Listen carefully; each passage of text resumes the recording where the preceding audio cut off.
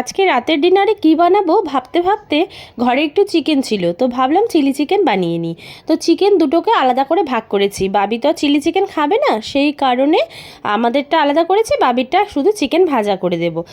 Chilli chicken বানাবো তো ভেবে নিলাম, চিকেনও বের করে নিয়েছি, কিন্তু এদিকে ক্যাপসিকাম আর খুঁজে পাচ্ছি না। প্রচুর সবজি দেখো ফ্রিজে ভর্তি, বাট ক্যাপসিকাম আর খুঁজে পেলাম না। তো শেষমেশ দেখো টমেটো আর পেঁয়াজ দিয়েই আমি চিলি চিকেনটা আজকে করেছি।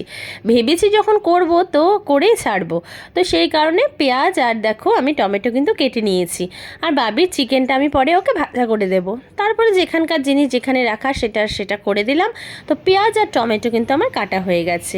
তো চিকেনটাকেও আমি এখন ম্যারিনেট করে নেব, ম্যারিনেট করে তারপরে ভাজা করে নেব।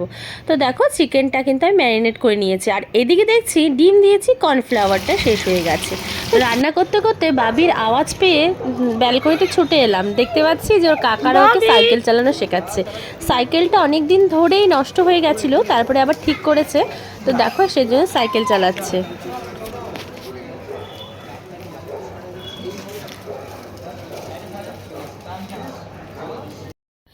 এই যে আমার চিকেন ভাজাও হয়ে গেছে, আর বাবির জন্য যে চিকেনটুকু রেখেছিলাম সেটাও ভাজা করে নিলাম।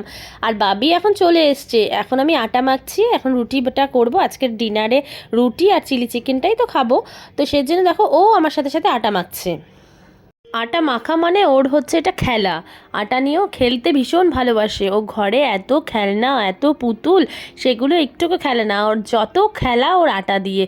তারপরে আমি রুটিগুলো বানিয়ে নিচ্ছি এক এক করে।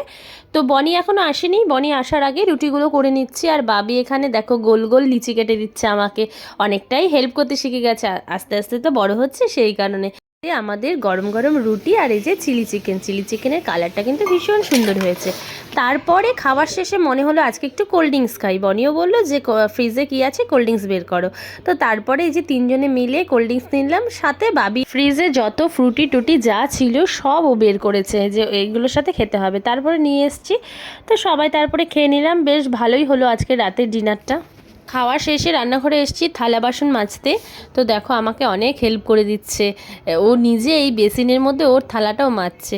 তো চলো আজকের মতো টাটা, আবার দেখা হবে নেক্সট ব্লগে। ততক্ষণের জন্য তোমরা ভালো থেকো, সুস্থ থেকো।